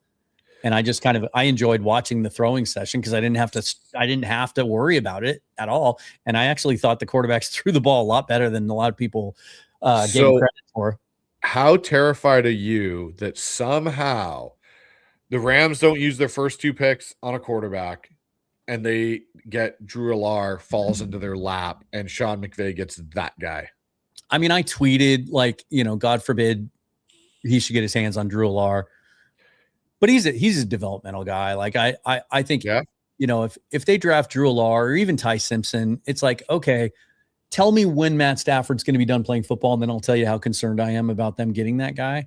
Like, I'm not so sure I don't know that McVay wants to go through that, to be honest. Like, it wouldn't surprise me if when Stafford's ready to be done, they just aggressively go out and get a veteran like they did in acquiring Stafford. I'm not so sure. I don't think McVay wants to be there for 10 more years. I think he has other things in mind. I think, they'll throw the Brinks truck at him to be a broadcaster. He can do anything he wants to. I don't know that he wants to coach until he's 50. No, I think he's going to have a John Gruden moment where he's going to do the same thing John kind of did and become a broadcaster, to your point, and at a decent, age, maybe 45, and step away. I will say this. One of the advantages, one of the things that gives me a little bit of comfort about the fact it's just not a very strong draft class overall. Like, you can find gems and the good teams will find fits and they'll develop them, is there's not anybody in this draft that will scare me if the Cardinals, 49ers, or Rams take them. Just like they shouldn't be scared by anybody we take at 32 or 64, because I think I just came up with a new name for this draft. Like last year, Daniel Jeremiah called last year's draft a starter, not stars draft. Right. And he was right. Ton of starters came out of that draft. This year, I would call it the wait and see draft. Yeah. Because you're just not going to get as much rookie impact out of this class, but you could get some huge upside a little further down the road. And then the other thing, like we mentioned earlier, is we didn't have to stress about the offensive linemen, although I don't want to ignore them. And I know the fine folks in the comments, which, by the way, I can't contribute to. So, John, thank you for your kind words about the running back video. But we should mention, let's do this. How many guys in this draft do you like enough that you'd be happy if they took him at 32 or 64, because that would be a clear upgrade and a guy you could plug and play over Anthony Bradford? Ooh. I think I've got 4 or 5. Yeah, about that number. I'd say for me, it's 3 to 4 guys. Like if we were to plug and play in over Anthony Bradford, probably 3, maybe 4. That's about it, though. Not an alarming number. No, for me, it's Besantis, and this is in no particular order. I'm just reading down the combine list. It's Besantis, it's Pregnon, it's Dunker, it's Rutledge, and there's one other guy.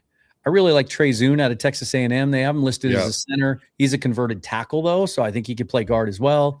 And then, a little bit later on, this guy isn't as much of a slam dunk, but if you tell me Bo Stevens is our 6th-round pick, I'm like, okay, let him compete, because I like him quite a bit too. And I just didn't pay attention to the centers because I just believe that Jalen Sundell. I've actually even gone farther with how I feel about him. I think he might have Pro Bowls in his future. I think that after seeing what he did over the back half, that's more the player I envisioned at the start of the year that just wasn't there. One other guy I would add to that list there, Dan, of offensive linemen I would take, basically all the guys you hit on are the same for me. Another one is Brian Parker, the second out of Duke. He's going to be a guy that's going to have to live inside. And I like his tape a lot. Yeah, and he looked he was a smooth mover today. He looked really, really nice. His movement skills too. But that's kind of it for me. Yep. Let me see if we have some questions, since I'm the one that has to put them on the screen, even though they're from your side. My YouTube issues are worse than ever, so I'll be staying up all night emailing them nasty things. Anyway, let's see. John says, Dunker to replace Bradford, please, please, please. He's just so fun too. Like I said this when I saw him in Mobile. Well, even before that, I think I did a mock draft mid-season and I had Dunker in there. He's this year's Gray Zabel, in my opinion. Yep. Right? Like he's that farm kid with kind of the quirky, funny personality and the mustache. He's got the flowing red, the ginger mullet. Oh yeah. Did you happen to see today at the end of the combine broadcast where they did like the montage of all the great mullets over the last couple of years? No, I didn't see that. Yeah, it was pretty impressive. But yeah, he's a guy that I really like, and we'll see. Like I've changed my mind on this, because up until this week, and I'm sure a bunch of people in the comments right now have heard me say this, I didn't want any of our 4 draft picks devoted to the offensive line because I'm bullish on Cable Dew. Yeah. And they have Richmond and Haynes and all these other guys that you've invested in. You've invested more picks in the offensive line than any team in the league in the last 5 years. You don't just show those guys the door, but you also just add talent when you see it. And if you can get a better guy, because as much as it's easy for you and I to say, hey, Bradford improved by leaps and bounds. We talked to Brian Baldinger, you did, down in Mobile, and he said, stick with him. Continuity is more important. I like what I saw from him. Blah, blah, blah. He was the weak spot. And he was. what we know about Mike Macdonald is he will not hesitate to play a guy over another guy if he thinks it makes the team better, right? Yep. Tyrese Knight never got his job back. Jerome Baker never got his job back, and Terrell Dodson never got his job back, right? Lincoln Kennedy Polamalu didn't get his job. Like he will make hard changes if he thinks it makes the team better. And these guys watch tape, and we knew that they were poking around at the trade deadline and looking at Cesar Ruiz. So if they see a guy, if they're sitting there at 32 and all their other needs have been taken care of in free agency, and the top guy on their board is Jennings Dunker, they will not hesitate to take him because they took a guard last year. Agreed. And I think that's just the way Mike's wired. There, like Mike has loyalty, but not to the same extent Pete had loyalty. Yeah. And plus when you just start to think of like as good as that offense was this year, and it was good enough to get Kubiak a head coaching job, right? Yep. If you shore up that one spot, that offensive line averaging, well, shoot, the average age would probably go down next year if you add another 22-year-old rookie to it. But it's like 24, 25 years old. They're all locked up long-term. You can build a dominant offensive line, which would be able to allow you to dictate terms to teams and not have to use as much six-man protection. And that would just allow Brian Fleury, to do so much more. Yep. Agreed. Let's see. Sonny said, I hope he went back home to figure out contract talks and try to get something done. I do think that's one of the reasons Schneider came back home, right? He's so far behind in the process of getting ready for the offseason because of the Super Bowl run that like he trusts his scouts. He's got his guys that have been with him for a long time. He doesn't need to be there. Plus, and I saw, who was this? I saw an interview the other day with a head coach from another team, and now I can't remember who it was. And he came back early and he was being interviewed. And he said, you can watch it all on TV.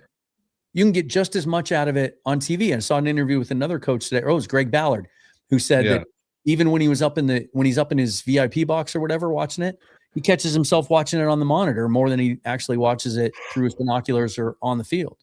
So he wasn't ignoring the combine, but he probably is back here. He talked to the agents, said he met with every agent that he wanted to of all the players they represent. He's back home doing some work.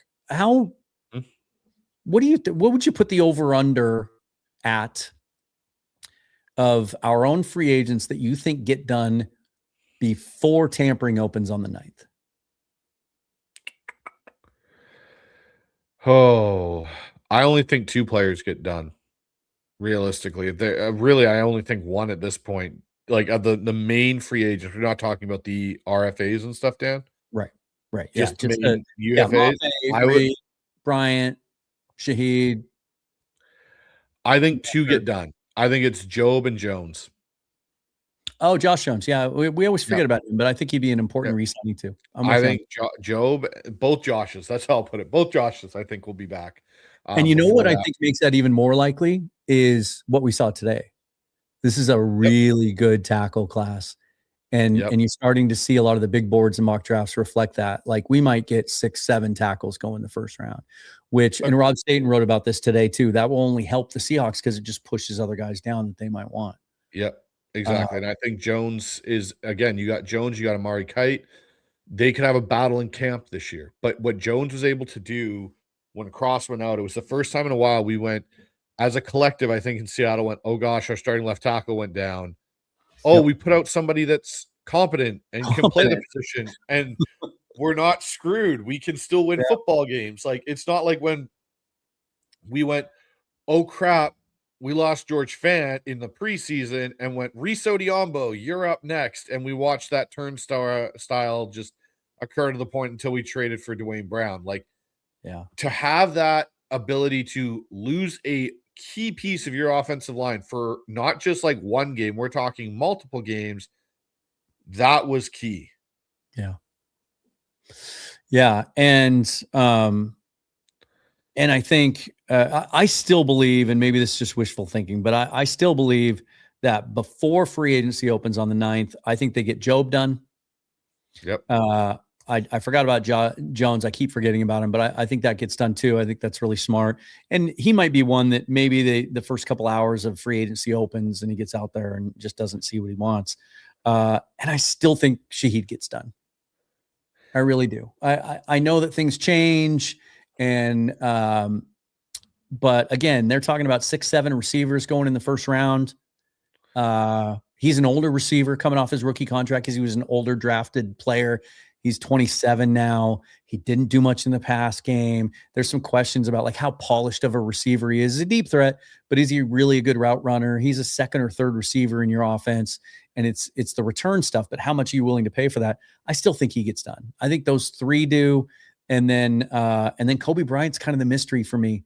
And I think he goes out and tests the market. They were saying, I don't know if you heard this or not, but they mentioned this a couple of times on the broadcast when the safeties were going on Friday.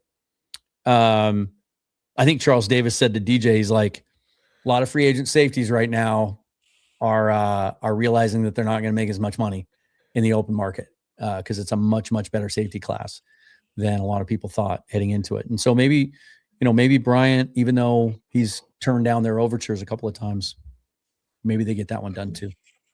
Yeah, maybe. I think it'll be, I will say this, if Seattle is to get Crosby, it'll be no later than March 11th. If they get past March 11th, I don't think Crosby is going to be a viable option. Yeah, and that's how I feel about it too. I think just because I think John isn't going to want to wait. He wants clarity. Yeah. And I think he takes one more shot at him. Maybe he already has. Maybe that's already done with, right? He takes one more shot at him, or at least lets Spytek know, hey, if you get an offer, call me. We'll see if we can, top it or match it or whatever, which would be hard for them to do because we obviously draft lower than every other team in the league. So those picks aren't as valuable.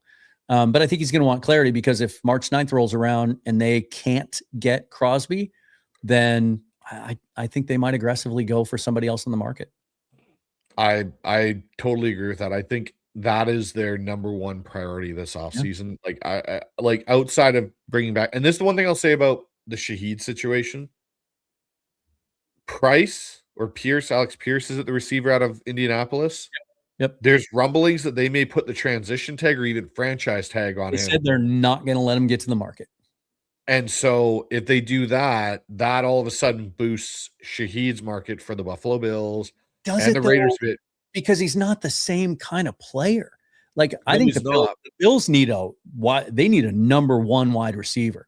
They need a guy that's got size and length, and they need a complete receiver. Shaheed's not that. No, he's not. But I think he again gives them something they don't really have either. He's got that over the top burner speed, and he adds to your return game in a way. And the Raiders, I think, are another team that may look at it because they don't have anybody for realistic sake, right? And Kubiak's kind of the reason he ended up in Seattle to begin with. Don't slander Jack Besh like that. I'm sorry. Don't slander Jack Besh. I'm so like it's one of those things where I could just, because of that happening with Indianapolis, right? It has a trickle down effect onto Shaheed's market just enough where it could push him out of Seattle's range just enough. Yeah, it could, but I think I've already reached a point where, like, honestly, you're okay either way. There's nobody that I'll be upset about signing elsewhere because that's how good our roster is and how complete it is and how good they are at drafting and how many young guys we have in the pipeline and just how good the coaching staff is and how much money they have to work with. Like, they're not painted into a corner at all. At every single one of these guys, you can see a path to replacing them with someone as good or potentially better. If DeMarcus Lawrence retires and we can't get Crosby, I think they sign 2 in free agency. I could see him doing like a Bradley Chubb, Arnold Ebiketie kind of a combo, right? Where you're not paying you're not going Jalen Phillips, you're not going Odafe Awe, but maybe you get Chubb on like a 1-year prove it deal, and you get Ebiketie on sort of a Nwosu deal because he was a guy that was a rotational player. So maybe it's like a 2-year modest deal or whatever. And you throw 2 guys at it. He's always hedged needs going into the draft, but I think this year more than ever, by the time we get to the end of April, for all these people now that anytime we post a mock draft, they're like, no, we need this or we need that. By the time we get to April, we're all going to be doing shows saying best player available. Yeah. Let's see how the board drops because we're ready to play football right now. I'll say this about the Ken Walker situation, and just because I think there's right now with Ken Walker, and I love Ken Walker. I think for a lot of fans, there's a lot of postseason rose-colored glasses on with what he did this past postseason in the let's pay him, let's get it done, let's bring him back, which I totally understand. But when John Schneider's looking at this, he is looking not just at the last 4-game stretch, 5-game stretch of this season. He is looking at the totality of Ken Walker and his career in Seattle. And with the injury history and how they had to, basically handle him with kid gloves this year just to get him through the year, that's not what you do with a $14 million back, where his market or $12 million back. You shouldn't need to do that. He should be, a guy that can tote the rock 75% of the time or 65% of the time and be okay. Not be in a complete 50-50 timeshare throughout the entirety of the season. John asks, is Sundell really better than Tyler Linderbaum? John, have you seen the reports today? Tyler Linderbaum's going to get $22.5 million on the open market. If he even makes the market. The Ravens have said that they've already offered him a contract that would make him the highest paid center of all time. So yeah, Sundell at $1 million. Linderbaum's not. Look, he's an elite pass protector. He's not really a great run blocker. And there's some concern there's some little injury issues that have cropped up. I am not paying that kind of money for a center when we have other premium position needs. I'm just not. I'll put it this way. He's not Kevin Moai. He's not Alex Mack. He's not any of the elite centers that we have seen over the time in the NFL to that level where we're talking about a guy that is Hall of Fame worthy right now. He is a very good center. I will not take that away from Tyler Linderbaum. Sure. But I think he'll upgrade someone's offensive line. Oh, 100% he will. Yeah. I think Chargers. Yep. I think Jalen Sundell is, more than capable of handling duties and being a top 15 NFL center. Let me ask you this, because I get this a lot. What do you think of Kayvon Thibodeau? They're talking about trading because it's the last year of his deal, and they've got Burns, and they've got Carter. I don't think Thibodeau fits this version of Seattle's defense. I don't think he's a type of player that fits Mike McDonald's mentality of team. Like, I'll put it this way. Can you put Kayvon Thibodeau and Max Crosby in a room and say, how much do you love football, and get the same answer? Probably not. Max Crosby loves football. He loves the game. He loves competing. And you can see how upset he is with the way that things have gone in Vegas, that it bothers him. It bothers him when guys come in and don't compete their hardest. I don't think you get that from Kayvon Thibodeau. And I'm not saying Thibodeau's not a good player and doesn't have, amazing athletic ability. But with the way this locker room is currently constructed, they want guys that love football and love ball, and all they care about is that. Three Guns Deep says Sundell's a liability in pass protection. Vehemently disagree with that. I think there's probably some reps that you might be thinking about where Bradford, crapped the bed next to him, and so he had to try to make up for him. I know it's just one unit of measure. It's not the be all end all, but I know PFF has him at 67.7, which is a good pass blocking grade. It's better than his run blocking grade. He's 15th out of 40 qualifying centers. And I think what we saw from him after he got back from injury was even better. And I think next year he's going to even take another step. Like you look again, it's just one unit of measure, but it's at least it's one entity that's grading the same way. And so you can see trends. It's the one thing that I look at PFF for. And if you look at Sundell's page for the season from week 1 to 18, his pass block grades all the way across the board, but especially pass blocking, it's like 51.9, 63.6, 69.6, 77. Then he had a couple of rough games, Tampa Bay and Jacksonville. Then an 85.2 against fucking Houston, a 75, a 77, a 79. And then at the end, when the games mattered most, 76, 78, 69, 75. He's not a liability in pass protection. Disagree with that. Yeah, I totally. This is fantastic. Thanks for the super chat, X-Wing. Always good to see you. Can you imagine Dunker and Zabel with matching mustaches and mullets? No safe place for a Busch Light in all of Washington State. I think they immediately, I think if they were to draft Jennings Dunker, it would be like that scene from Step Brothers. And maybe Jalen Sundell will get a little jealous because I know he and Zabel are boys, but it would be like, did we just become best friends? Yeah, no kidding, right? It would legitimately be that situation. I think the three of them all together, you'd never have any safe Busch Light in the entire state.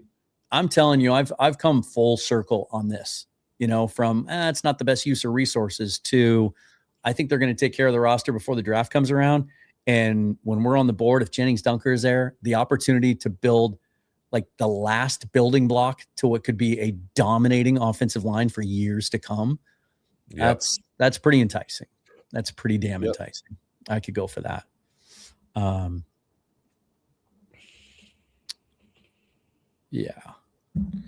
I think that's it, man. That was fun. I'd love to go to the combine someday, but guys like us don't get credentials to go. So no, we're not allowed to go and actually be draft nerds at the combine. Which is so, the irony is that we talked about how you said at the top that the combine's kind of dying, guys aren't testing or whatever. I sort of have an idea, I think, a sketch of an idea of what they could do to try to improve it. First of all, it would cost the league some money. But you pay these guys. You give them a fee for showing up. We're not talking 50 grand, right? I don't know what the number would be, whatever the number is. You offer them some money. And then you have a deadline about a week before the combine where they have to declare and they have to agree and maybe even have them sign a binding contract that says, I'm going to do all the testing. And then if they show up to the combine and they don't do the testing, they can fine them. They don't get their money. They just don't get it unless they can prove a verifiable injury that's documented by doctors that are there. Yep. The reason I have the deadline a week out is because, or maybe you put it 2 weeks out, right? Because there are so many players every year that get snubbed by the combine that end up getting drafted or get signed as undrafted free agents and make a career for themselves that would give anything to be there and show what they have and try to get noticed and would do every test no matter what for free. Well, then anyone who opts out by that date, then you can reinvite some of those people and get them down there to the combine. Then we would have more participation. That's my plan. That's my idea. I like it. I think it's a good way of trying to get the combine back to what it was. And maybe this person wasn't with us earlier, but Noob 008 says combine is a joke. All its lower coaches mentality, torturing players to see what they do. These players aren't forced to do that. This, first of all, it's choice. But second of all, the reason the combine was invented in 1977 was strictly for the medical evaluations. It was a medical combine so that all teams could get accurate information about these prospects, because the year before, the New York Jets, of course it was the Jets, drafted a guy that they then later found out when he arrived for camp was legally blind. So it's the medical stuff and the measurements and the interviews that are the bulk of the reason that the combine happens. So the combine's never going to go anywhere. No. It's still entertaining enough. It's never going to be wide appeal. The combine is not for casual fans or non-fans. They tried to move it to nights. They tried to put it in primetime a couple of years ago. Remember that? And God, that was horrible. Players hated it because they had to wait around all damn day and they warm up and then they get cool. It's for nerds. And it'll always be for nerds. And I don't care who tests and who doesn't. It still gives you a chance to see these guys in a different atmosphere, in a different light. It helps in my evaluations. It helps in my profiles. I think which would be cool, though, is getting more access to the pro days. I think that would be a bonus if the combine's never going to be what it was, to give more access to fans of pro days and, have hey, throughout the week, we've got pro day A, B, C, D on these different times and whatnot. Yeah. I think that would be a valuable thing as well to have. Yeah, and the NFL Network tries to, be at the important ones or whatever, but they only focus on the quarterbacks, really. Like we don't see the other position groups. So it's kind of meaningless. Here's one. Maybe this is a good one to end on. Space for the win. I assume that's what FTW means for the win. Yeah. I ran a 4.3 back in the day. Is that seconds? Seconds, right? Seconds. probably seconds, not minutes. What was your fastest time? My fastest time probably was my first year of college.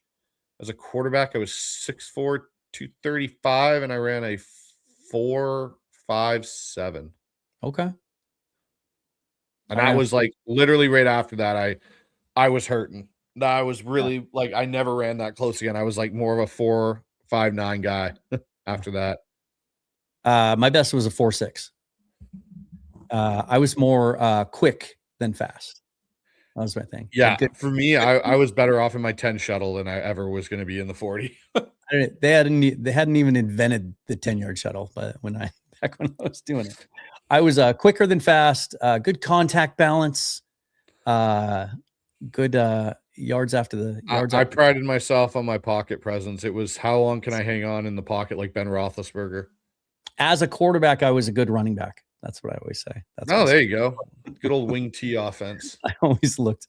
We ran what was called an outside veer. It was the dumbest offense of all time, dude. I got to show you how they made us do our drops sometime. It was it was the dumbest thing ever. We literally had to turn our back to the defense as we took our drops. It was so dumb. And it cut the field in half. Anyway, we'll talk about it some other time.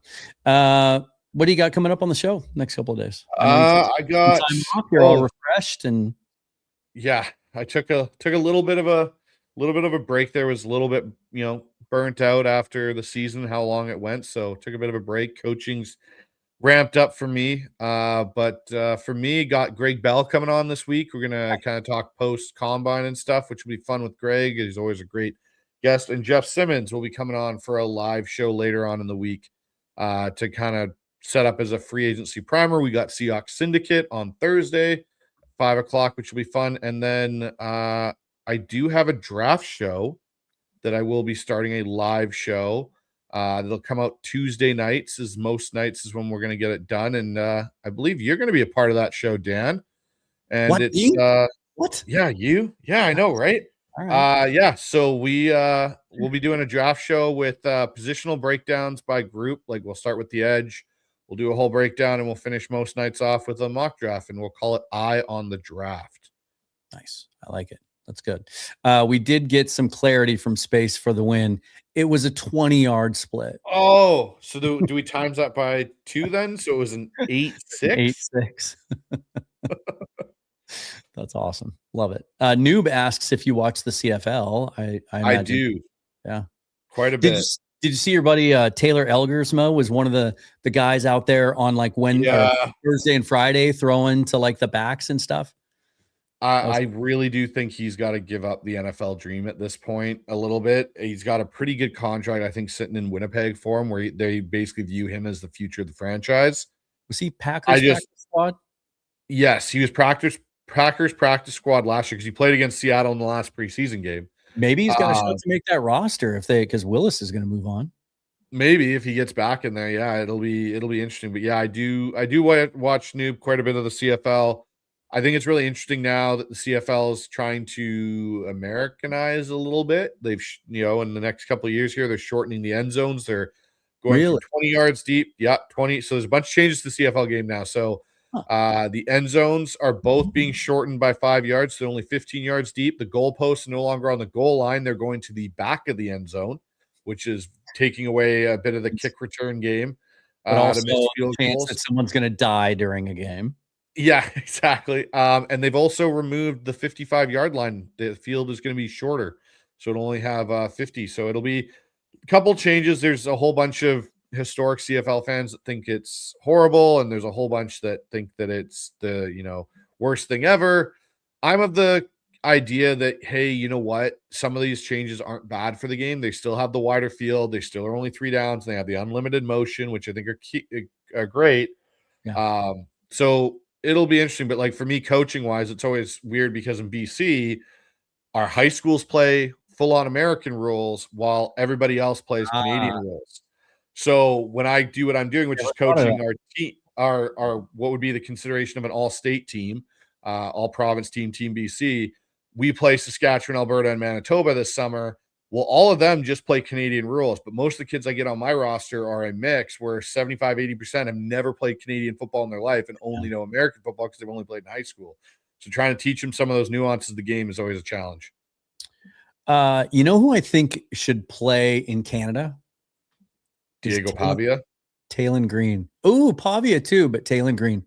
Yes. I think he'd work in the Canadian game quite well.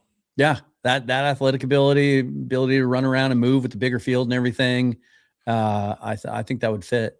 I think that would fit him. So this is kind of fun. John asked this question completely unprompted. Dan, are you ever going to do a fan appreciation show like Bryce did? Would love to be a guest on your podcast too. Got to support my two fave guys. Always appreciate you, John. So, all right. Since you asked, I'm going to start a new podcast.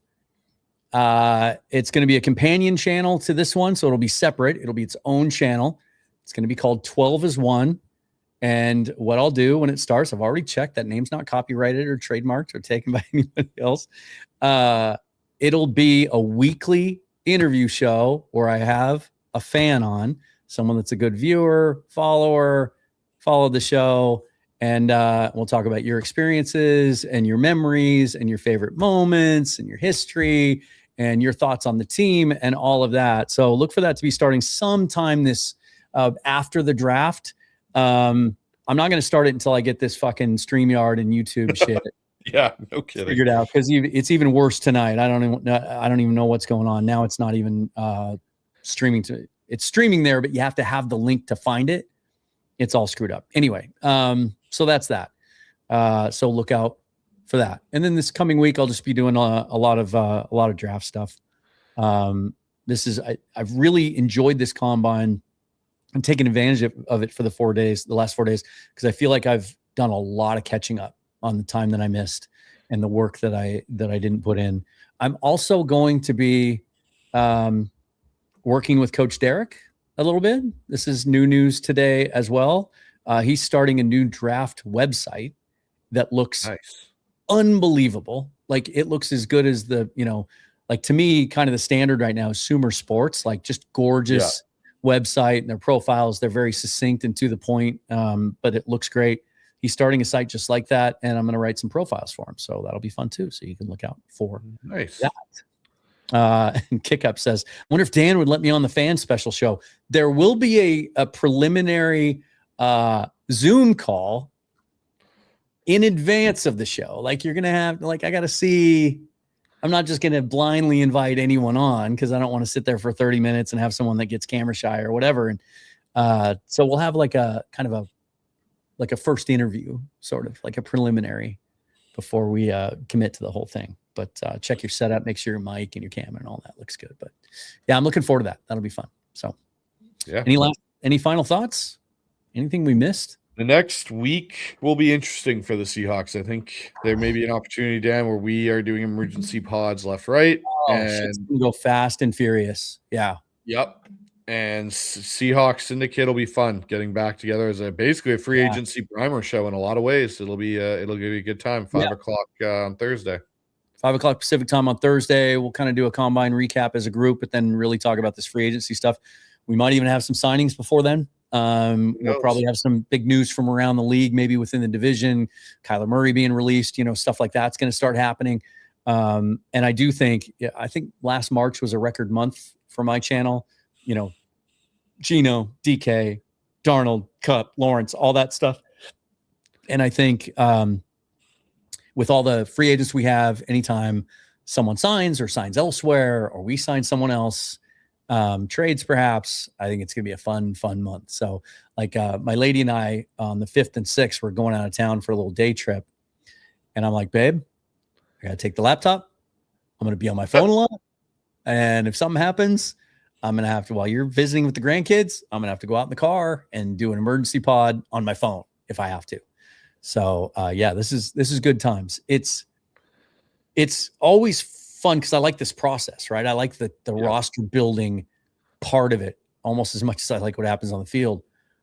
But when you go through a season like we just did, you just get so attached. Like, I didn't want that season to end because I just love that team so much. Yeah. I think I love them more than the LOB and the 2014 team, to be honest. I do And too. so I don't want all these guys to leave. I don't think they're all going to leave. I don't want any of them to leave. I'm also excited for what's new, because if we don't sign DeMarcus Lawrence last year, we don't win the Super Bowl. If we don't sign Cooper Kupp, we don't win the Super Bowl. If we don't trade for Rashid Shaheed, we don't win the Super Bowl, right? If we don't sign Sam Darnold, we don't win the Super Bowl. Right. We don't know what's going to happen over the next week. It's scary, but it's exciting too. Really is, but it's going to be fun. Thanks for all you guys for being here. There's 1,000 of you here, even though nobody can see my YouTube page. That's fantastic. Kudos to you, Bryce. I'll get this fixed eventually. I'll figure it out. I don't know, whatever. I'll find a hacker. We just have to sick the Seahawks syndicate on him. Me, Brandon, Mookie. I've tried nasty emails. I've tried nice emails. I've tried explaining it in my words. I've tried having ChatGPT diagnose the problem and write an email to explain it to them in technical jargon. All of it. And now, and for a while I thought there was progress and they really cared. And now I get these emails every 2 days where it's like, did you even read my last one? So I don't know. We'll see. We'll hang in there. We'll persevere. Anyway, forever and always go Hawks. That's Bryce. I'm Dan. Thanks for watching, guys. We will see you soon.